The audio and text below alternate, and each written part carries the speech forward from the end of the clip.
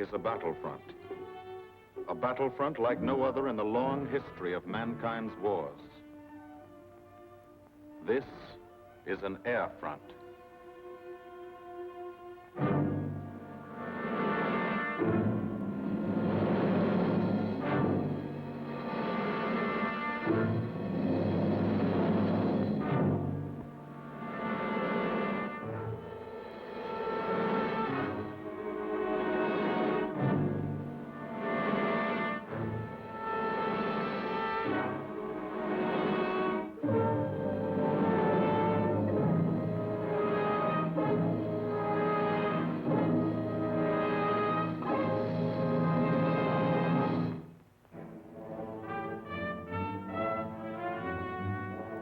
The working day begins, as it will end, with the ground crews, as much a part of the fortress as her wings.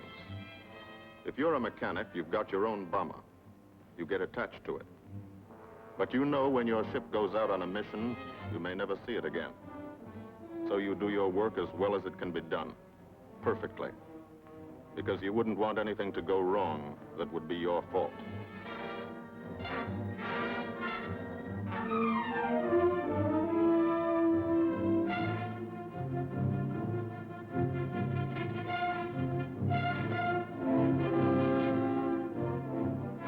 Today, the bombs will be taken from these bomb dumps somewhere in England and delivered to specific points in Wilhelmshaven, Germany.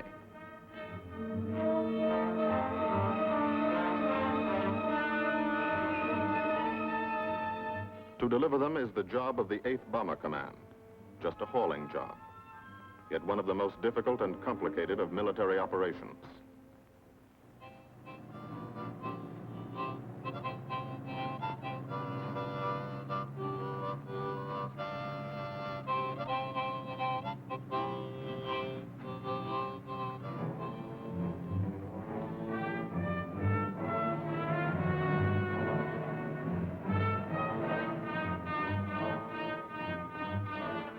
General-purpose demolition bombs, impact velocity as high as 750 miles an hour, pierce 5 inches of armor plate, destroy a factory.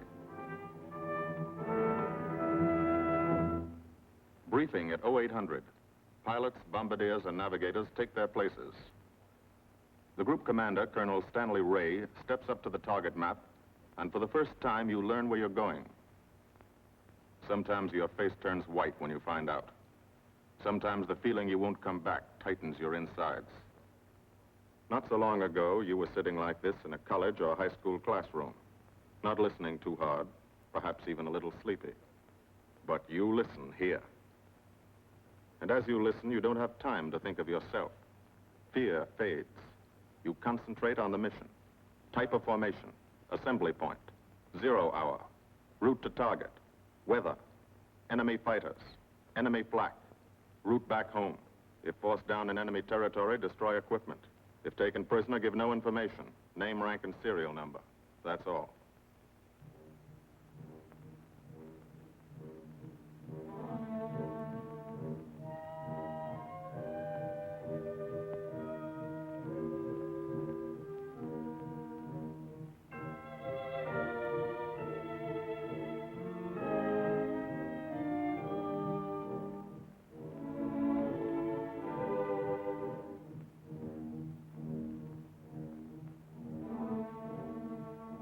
These are the passengers with one-way tickets. And this is the crew of the Memphis Belle, 324th Squadron, 91st Heavy Bombardment Group. Just one plane and one crew in one squadron, in one group, of one wing, of one Air Force, out of 15 United States Army Air Forces. Well, fellas, we've never had an easy ride over there yet. And today won't be any different. No escort except unfriendly. So keep your eyes peeled. Don't get excited and yell when you're talking on the intercom. Save your ammunition and make your shots count. And let me know what goes on back there, Quinlan. Yes, sir. Stay on the ball, gang, and she'll bring us back like she's always done. Okay? Let's go.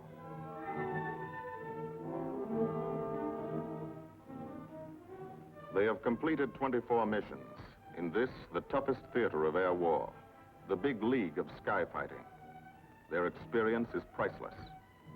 And so, if the Memphis Belle comes back this afternoon, they will be sent to bring the vital lessons they have learned to thousands of aircrew men in training at home. Home is America.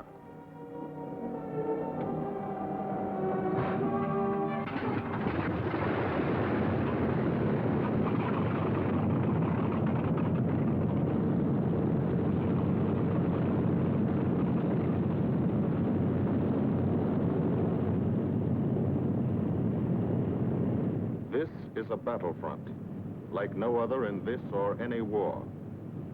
No monster armies, no booming cannon. Only the roaring engine sound of the bombers pounding through the quiet English countryside.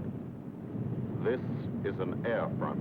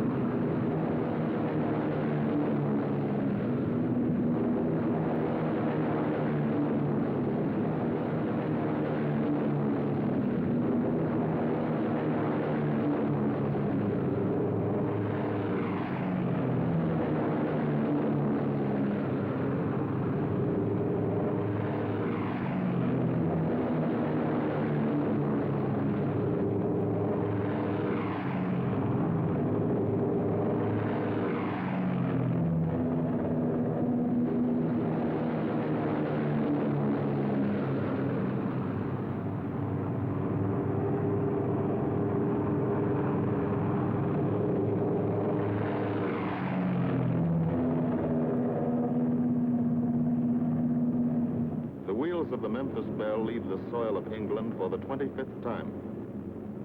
The friendly soil of England, with its ordered farms and rural hamlets, its country estates surrounded by formal gardens and well-kept parks. The England these Americans knew only from the classics they had to read in school. The England of the towns and cities, whose people have defended their island's freedom for over 1,000 years. But today, their countryside has changed. Today, their island has been converted into a gigantic bomber field, a super aircraft carrier anchored off the shores of Fortress Europe, with hangars and machine shops, with hundreds of dispersal points, perimeter tracks, and concrete runways. This is England in its 5th year of war. And this is the new battlefront, the air front, from which we seek out the enemy. Not his infantry or his artillery, not his panzer divisions, but the greater menace, the industrial heart of his nation, the foundation on which the Nazi Empire and its armies stand, the power behind the German lust for conquest. The steel mills and refineries, shipyards and submarine pens, factories and munitions plants, pinpoints on the map of Europe which mean rubber, guns, ball bearings, shells, engines, planes, tanks, targets. Targets to be destroyed. And these are the destroyers, each with a belly full of bombs, and 10 men like the crew of the Memphis Belle. Pilot Captain Robert Morgan, industrial engineer from Asheville, North Carolina. He's flown this ship across the Atlantic. The other pilot, Captain Jim Verinis, business administration student at the University of Connecticut. Radio operator and gunner, Sergeant Bob Hansen, construction worker from Spokane, Washington. Navigator, Captain Chuck Layton, chemistry student at Ohio Wesleyan. Engineer and top turret gunner, Sergeant Harold Locke, from Green Bay, Wisconsin. Used to be a stevedore. Besides keeping the Belle in order, he covers the sky above. Tail gunner, Sergeant John Quinlan of Yonkers, New York. Clerked for a carpet company, but he quit December 8, 1941. Ball turret gunner, Sergeant Cecil Scott. Firstman for a rubber company in Rahway, New Jersey. Pilot to crew, 10,000, put on oxygen. They're climbing higher now, 300 feet a minute. The strain on the planes and on the men is mounting. The rest of the crew, Bombardier Captain Vincent Evans, operated a fleet of trucks in Fort Worth, Texas. Waist gunners, on the right, Sergeant Bill Winchell, chemist for a paint company in Chicago. And on the left, Sergeant Tony Nastal, used to repair washing machines in Detroit when he was a kid. Now he's 19 and has 2 Nazi fighters, confirmed.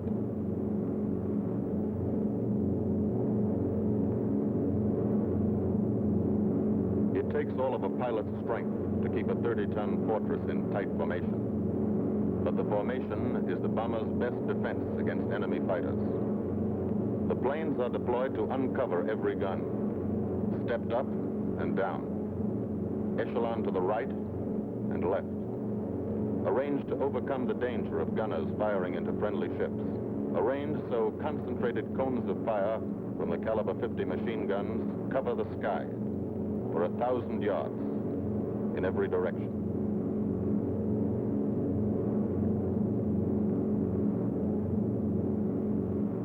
The friendly coast of England slips by below.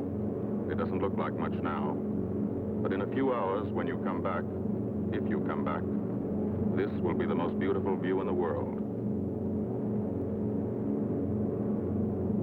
Higher and higher, climbing to reach your best operational altitude, 25,000 feet, 5 miles straight up. So high you can't be seen from the ground with the naked eye. So high that after 1 minute without oxygen, you lose consciousness. After 20 minutes, you're dead.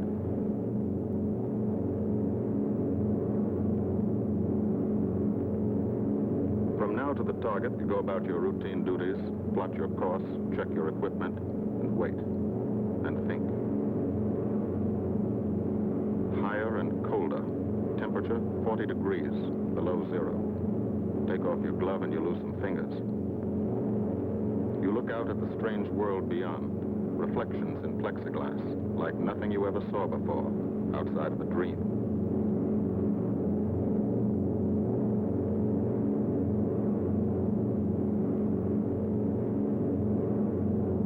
Higher and higher into the lifeless stratosphere, until the exhaust of the engines mixing with the cold, thin air condenses and streams the heavens with vapor trails.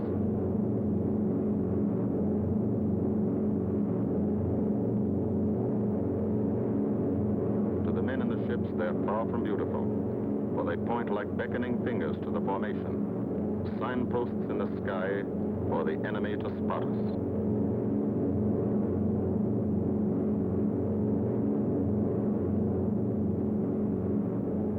For these bombers to accomplish their mission, a plan is needed. Carefully worked out, timed to the minute.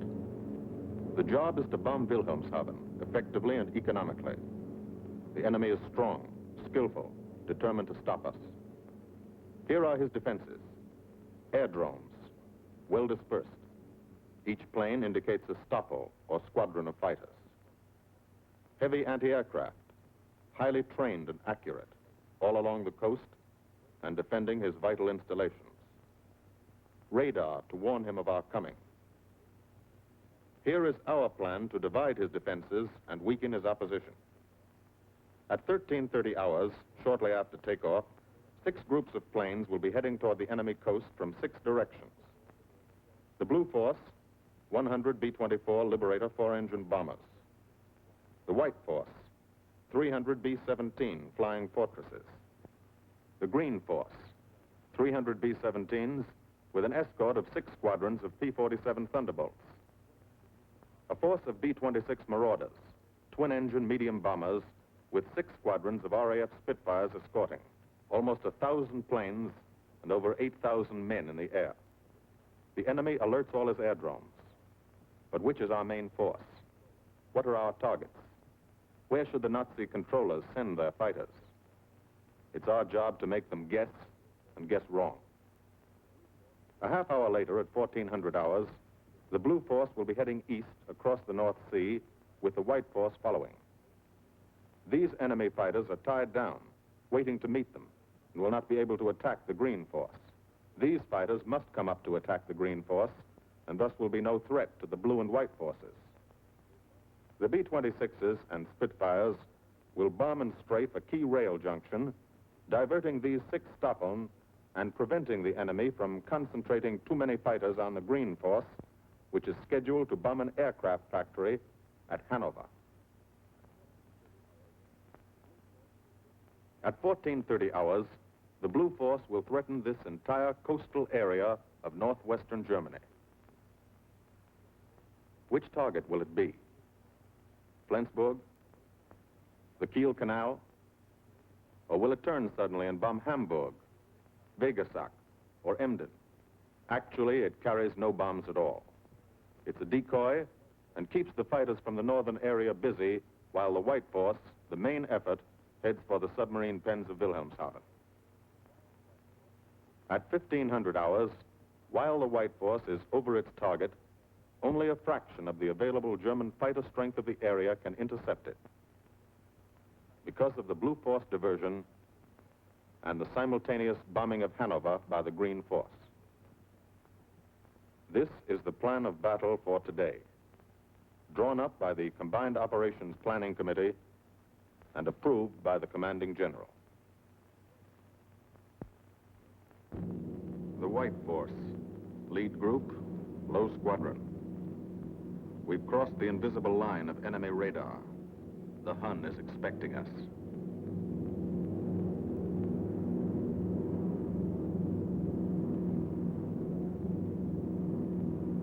Steel helmets go on. Watchful eyes strain.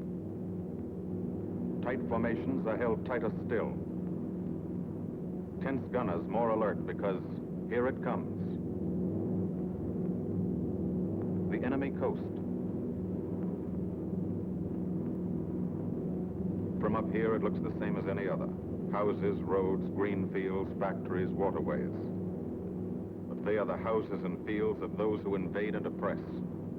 They are the factories and roads of the people who twice in one generation have flooded the world with suffering. Suffering in such quantity as the history of the human race has never known. Brought torment and anguish into countless American homes. Gold stars and telegrams from the War Department.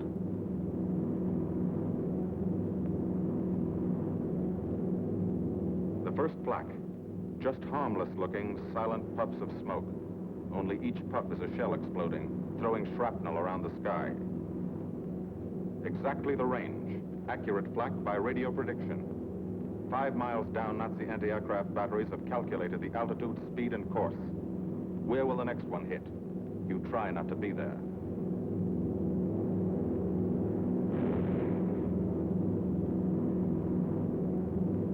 The docks and submarine pens of Wilhelmshaven. Approach to the target starts. No smoke screen can protect it.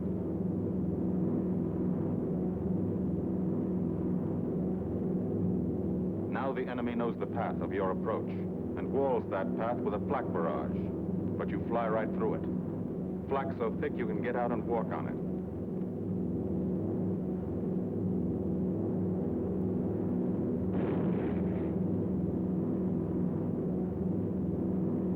Morgan changes course every 15 seconds, evasive action to confuse the flak batteries. Bomb sights set for correct altitude and speed. Bomb bay doors open. The bombing run begins. Pilot to bombardier. Okay, Vin, you've got it. Now Evans flies the Memphis Belle, controlling it through the bomb sight. And now we are most vulnerable. Committed to our bombing run, we can't dodge flak or fighters. Here's the first.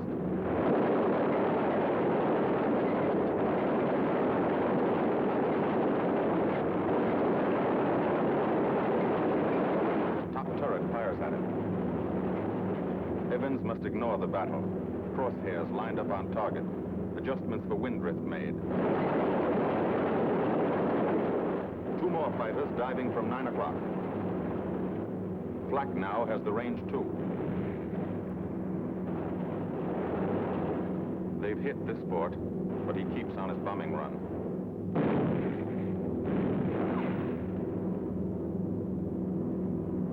As lead bombardier, Evans' aim must be good. Every other ship in the group will drop its bombs when he drops his. Now, one pointer on the bomb site moves toward another stationary pointer. The instant they touch, bombs will release.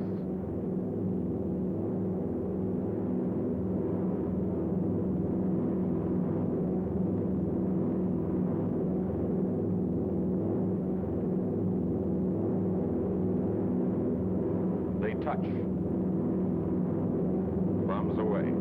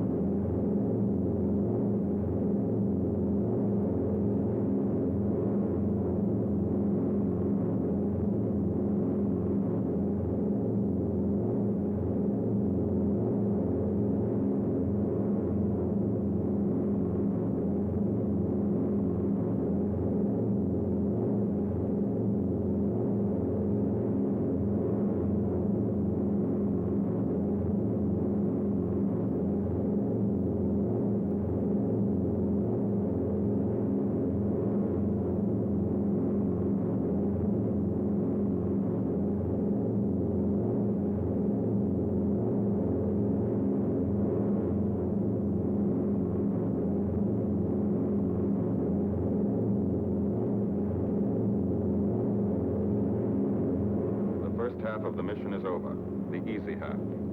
Now to get home.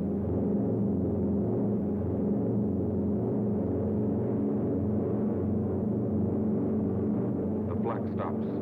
That means fighters out there somewhere. A stapper lurking behind that cloud, or hiding up in the sun where the glare blinds you, and you can't see them, waiting to dive down on you. Fighters at 6 o'clock. This is what a gunner sees. A speck in the sky. That's a fighter. And then a blink. That means he's firing at you. 2,300 rounds a minute.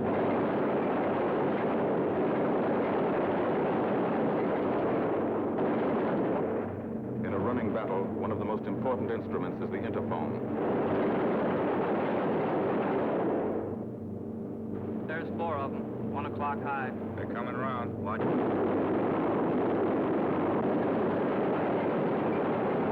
Fighters, 6 o'clock up, coming in, diving out, Chief. B-17 in trouble out at 2 o'clock, watching. Got an engine on fire.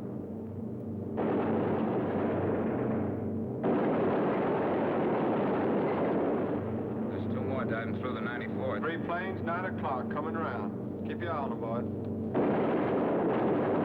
Coming around to 10. Watch them, Chuck. Keep your eyes open. Yeah. They're breaking at 11, breaking at 11. I got him. Coming around underneath at 10 o'clock. I got those see 2 at 2 o'clock. Watch them, Scotty. I got my sights on them. Check that B-17, Chuck. 3 o'clock. Motor's smoking. Fighters 10:30 coming around. Those 10:30 upper or lower?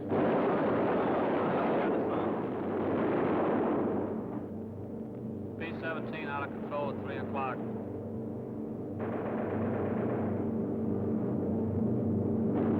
Come on, you guys, get out of that plane. Bail out. There's one. He come out of the bomb bay. Yeah, I see him. There's a tail gunner coming out. Watch out for fighters. Keep your eye on them, Bill. See any parachutes, Quinlan? 2 parachutes open. Flag at 9 o'clock. 8 men still in that B-17. Come on, the rest of you guys. Get out of there. Come on, bail. He's on fire. There's 3 more shoots. Flak, 11 o'clock.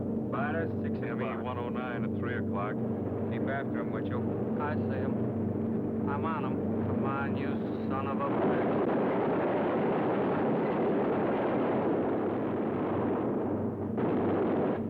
I got him. Quinlan, confirm that fighter. He got him. him, Chief. Look, he's bailing out. Damn it, don't yell on that intercom. Fighters, 10 o'clock. Watch those 2 and 12, Ben. They're coming in. They're coming in, Scotty. Get that ball turret on him. Save the ammunition as much as possible.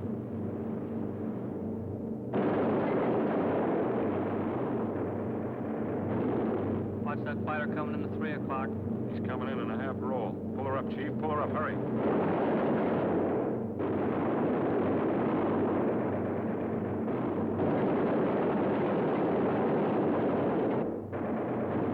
This fortress is hurt.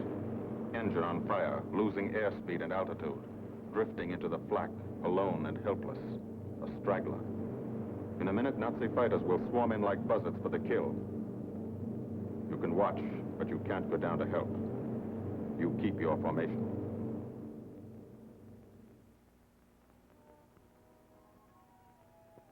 Here, too, the mission is being flown. None the less real for being in the minds and hearts of these men behind. Ask anybody who's been to a field in England, or anywhere else our bombers are based, and he'll tell you that there's drama here, too. Waiting to see who's coming back. To watch them, you might not realize how tense these ground crews are. But they are tense, and plenty worried. In Air Force talk, this waiting is known as sweating out the mission. These men know the flight plan. Their watches told them when the bombers were running into enemy flak, when they were over the target, when they left the enemy coast. And now their watches tell them the bombers should be nearing the field. Every ear strains for the first sound of the engines. And then somebody hears them. And somebody sees the first faint specks in the distant sky.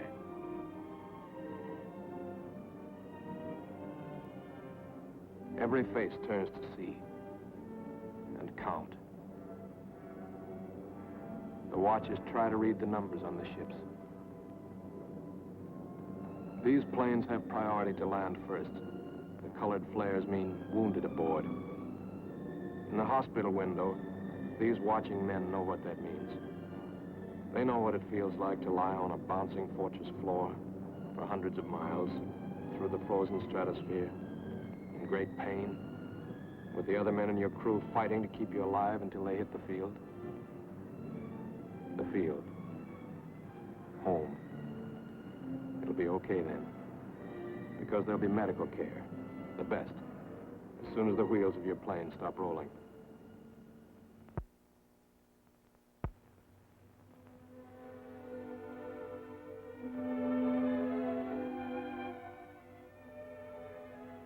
Head wound. Concussion. 20-millimeter cannon shell exploded in his radio compartment. Shock. Internal injuries. He'll be all right, though. Flak burst scattered flying shrapnel. He's full of steel splinters. This pilot's leg is not a pretty sight. Neither are the docks at Wilhelmshaven. These men will all get the Purple Heart. And this man, too, posthumously.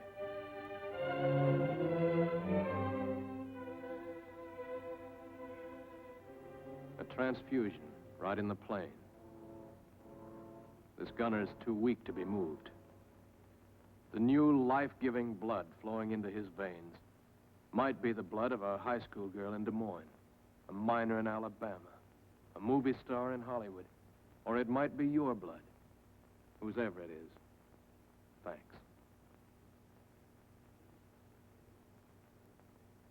"36 planes left this field this morning. Now 6 more arrive. That makes 20 home. And this one's 21. More wounded aboard.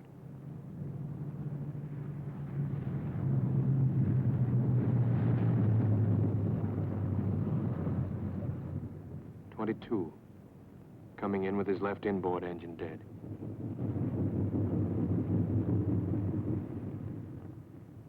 "23, with a feathered prop on his left outboard engine. 24, Southern Comfort, with a chunk of tail gone. 25, they flew home on their luck. 26. Not a scratch. The control tower learns that 2 more landed at a British field to the south. 1 a crash landing, crew safe. That makes 28. 29. A rough landing, but her pilot's badly hurt. It's a wonder he brought her back at all. 29 planes back, so far. 29 out of 36. Our losses were heavy, but the enemy's were far heavier. We destroyed a German aircraft factory, a rail junction, submarine pens, docks, and harbor installations. That's specific, known damage. But who can tell the number of German torpedoes that will not be fired? The number of our convoys that will get through now? The soldiers and seamen's lives that will be saved? Or the battles that will be won instead of lost because of what these bombers and airmen did today?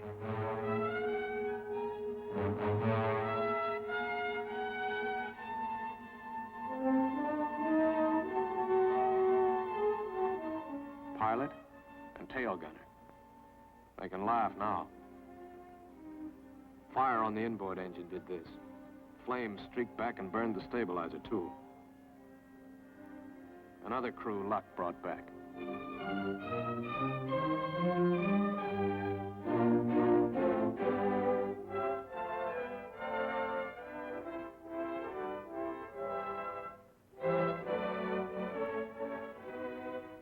Here's old Bill.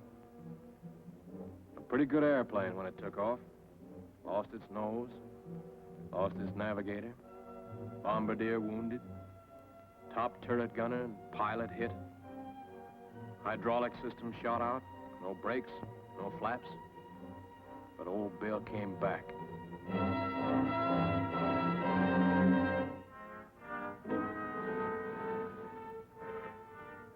Now, among the returned crew members, talk flows like a river, talking out every detail of the mission.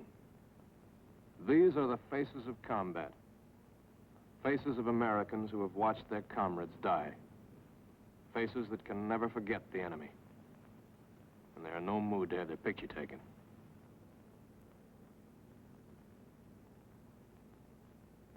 In the control tower, Colonel Ray, the group CO, is still watching and waiting. And then he spots the last flight. 3 more planes. And one of them is the ship everyone has been pulling for. The Memphis Belle. The last few miles of this trip have been a joyride. The strain is over. They can leave their guns now. Now they know they're going to go home. To Spokane, Green Bay, Asheville, Detroit, Chicago, Fort Worth, and Yonkers.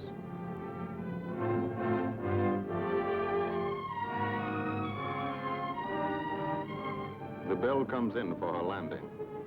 But first Morgan buzzes the field, cuts the grass with the giant fortress.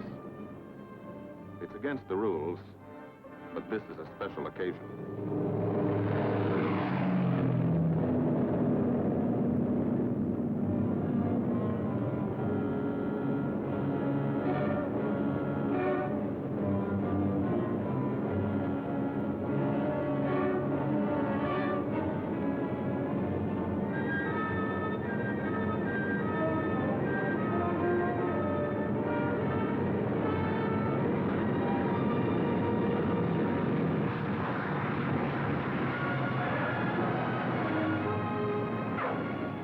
The Memphis Belle come back to the soil of England for the 25th time.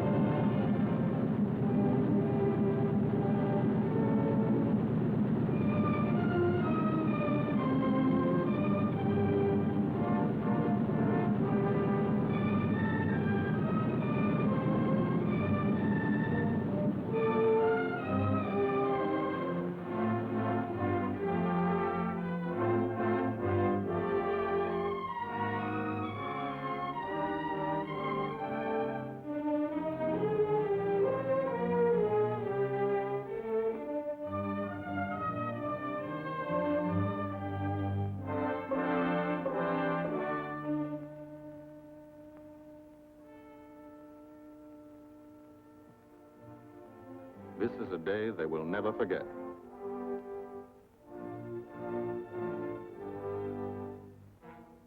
Another great day soon after, Brigadier General Hansel visited the field and presented the Distinguished Flying Cross to every member of the crew.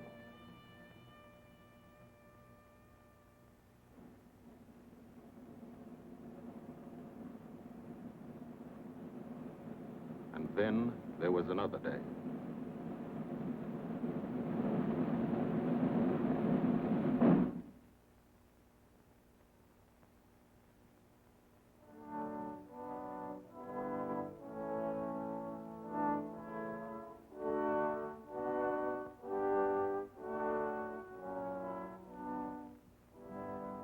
Their Majesties, the King and Queen of England.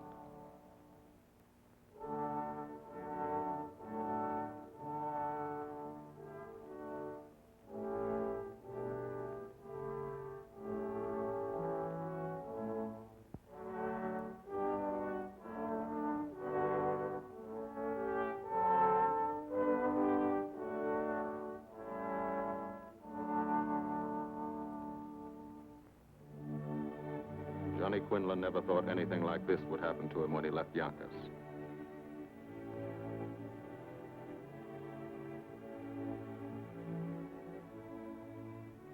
The ground crew were a little self-conscious about being dressed in fatigues, but the Queen thought they were very nice.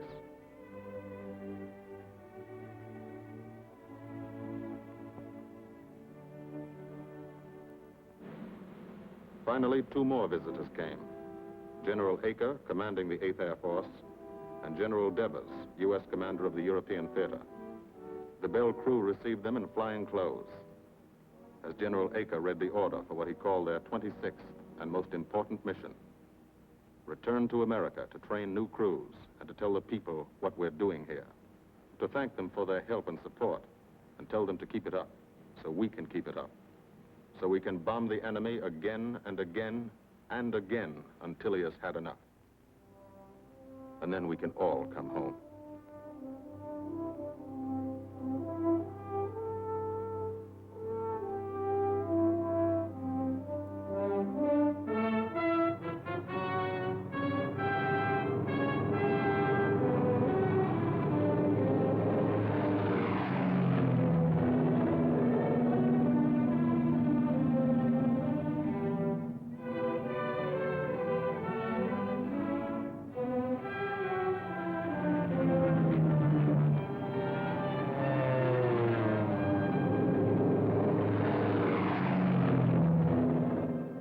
Of the 8th Air Force, who are now flying deep into Germany, bringing destruction to targets almost 1,000 miles from their bases. Destruction like this. And who have never once been turned back by the enemy. To those men, this film is gratefully dedicated.